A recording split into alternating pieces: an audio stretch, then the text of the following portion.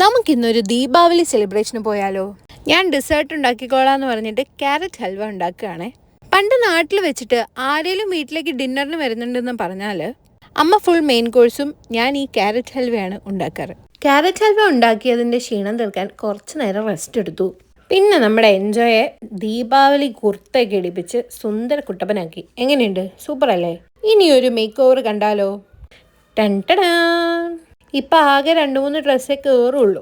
അപ്പോൾ അത് തന്നെ റിപ്പീറ്റ്. എൻട്രി തൊട്ട് തന്നെ ചിറ്റ അടിപൊളിയായിട്ട് ഡെക്കറേറ്റ് ചെയ്തിട്ടുണ്ടായിരുന്നു. പിന്നെ കുറേ ഫുഡ് ഐറ്റംസ് ഉണ്ടാക്കി വെച്ചിട്ടുണ്ടായിരുന്നു. ചിറ്റപ്പൻ്റെ വക ബിരിയാണിയാണ് ഹൈലൈറ്റ്. നമ്മളും 2 ചിറ്റപ്പന്മാരും ഇടയ്ക്കിടയ്ക്ക് കൂടാറുണ്ട്. പക്ഷെ എല്ലാവരുമായിട്ട് കൂടിയിട്ട് കുറേ നാളായി. ഇനി എല്ലാവരെയും ഒരു ഇൻട്രോ ആയാലോ?